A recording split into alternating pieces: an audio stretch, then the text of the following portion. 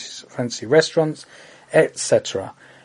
Because all these things can be created in an open source manner. Open source ecology, for example, is on pace to providing all that you would need to live self-sufficiently. Yeah, helping people like this can help the transition away from needing money. Like I said earlier with the thick coat in the snow example, it's about creating the conditions to provide free access of life needs so that the conditions are right that they won't need to have to exchange money for anything, or at least the exchange would be very, very minimal. I dare say, for certain, very, very, minority specialty things, like maybe baseball card collecting, for example, like one of the previous examples in a previous question. That may not necessarily need a currency system to keep going. There wouldn't necessarily need to be a black market for it, because people can print. Even with a normal conventional inkjet printer, you can create baseball cards. Even with an inkjet printer, you can create baseball cards. You don't even need a 3D printer. Yeah. So there's ways to get things that you want. Either even better to create them yourselves. But the idea is to support organisations and companies and whatever that are actually working to create this this sort of access abundance sort of paradigm. This open the open source movement, it is a revolution, as it were. I think there's something like 20 different companies that are quite prominent that are working to create 3D printers, like home 3D printers. There's even one called the Replicator. It's even called the Replicator, but it doesn't work exactly like the Replicator from Star Trek, unfortunately. But no, even if you think about it today, even charities are working towards the creation of actual life need systems and infrastructure.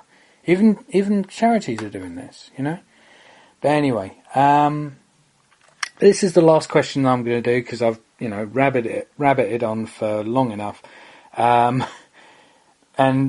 This is a question that that was passed on to me from someone else. The question they actually received.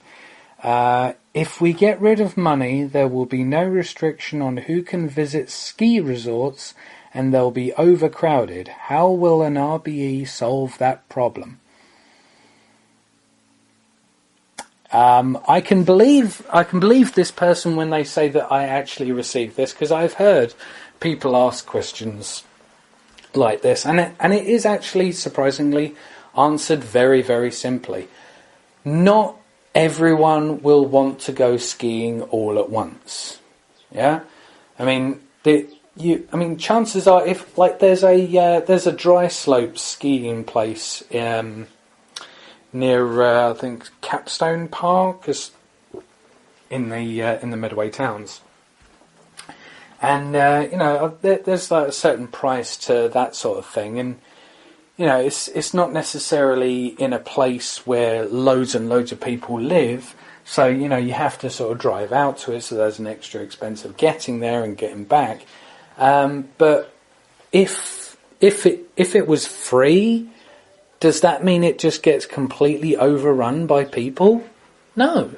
There will be a slight increase, because people think people who would normally go skiing if they could, they say, oh, I want to go skiing. Oh, can't afford it this week. Ah, fair enough. We'll do other things. There may be a slight increase depending on how many people live in the local area, how many of those people actually like skiing. How many? Is skiing resorts or such like are they really a major factor in people deciding where they want to live? I don't know. I mean, I dare say it applies to some people if they're really enthusiastic about skiing, but I don't think it's a major problem. But the thing is, we gotta treat questions like this with respect, because to some people they really are genuine stumbling points in their thinking, where they think, oh no, a resource-based economy is not going to work because not everyone can go skiing at the same time. No, it's not going to be the case. But yeah, that's the answer to that question there. So those are all the questions that I've got the time to answer. By all means, please keep more questions coming. I love answering your questions because it really does, show me where other people are at in terms of their understanding and the things that they want information for. It helps me to sort of, flex my intellectual muscles of being able to, see if I actually understand this train of thought enough to competently and coherently answer questions. So it helps all of us. So, whenever you come across any sort of questions, if you can't answer them yourself, by all means send them my way, and then I can answer them on a future podcast, or for the people who have asked the questions that I've answered today, then provide those answers for the people who have asked those questions. So that's the podcast, I'm afraid, ladies and gents. So just the usual plug. Please find me on YouTube. Please subscribe. The short films that I've done, Chapter 1, Pyrrhic Victory, is up. That's about 3 minutes 18 seconds or something like that. Chapter 2, 180 Degrees. That's I think it's like 4 minutes 40 seconds or something like that. And Chapter 3, Threshold, that is soon to be coming in the next few months, and that will be the third and final part of this trilogy that I'm, I've just given a general name to the overarching thing. I've called it The Sweep, but it's like a 3-part thing, and hopefully it's going to be screened at a certain festival. I'm not going to say exactly what that is until it's been confirmed. Also, other announcements: I'm going to be making a new free hugs video. So if you want to get involved with that, please let me know.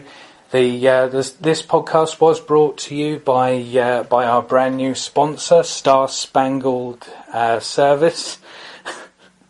So go to starspangledservice.com/discount offer and type in the code name BJM for 15% off the limited offer that we have there of the spring, because it's basically just a sort of spring-loaded plate that the upper torso sits on that can spring forward and give your relatives one final scare, because especially for the kind of people who consider themselves cheeky chappies and just want one last laugh that lasts longer. But anyway, check that out.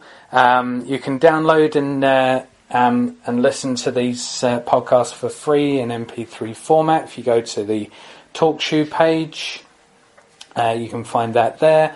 But yeah, help me out to with your support and sharing around of my media, so I can reach more people, get more questions, get better at answering your questions, and just generally help all of us evolve, move forward into a brand new social paradigm known as a natural law resource-based economy. So thank you all for listening. Not sure what I'm going to have for you next week, but hopefully, not next week, next month, but hopefully by then, I'm hoping to have a new piece of intro music, because the intro and outro music that I have for this is from my documentary Life on the Soapbox, which you can also find on YouTube, on my YouTube channel. But I'm hoping to, because for the final short film that I'm going to do, Threshold, I'm hoping to do a sort of metal / drum and bass track that's going to be sort of like the title track for the film itself, and I'm hopefully going to have like part of that as my intro and outro, as I finally get, a decent piece of music that I've composed completely myself. I don't have to worry about asking anyone's permission to use their music or whatever. But anyway, that's all for this Q&A podcast. This is Q&A round 8. So I hope to make it into the double digits. So if you have any questions, by all means, send them my way. But other than that, thanks very much for listening, guys. I hope you all have a good one. And make sure, stay strong, be cool, and work towards a natural law resource-based economy by actually becoming the values that you advocate. That's one of the best and quickest ways that we can actually get there. Thank you very much for listening, guys. Hope you all have a good life. Thank you.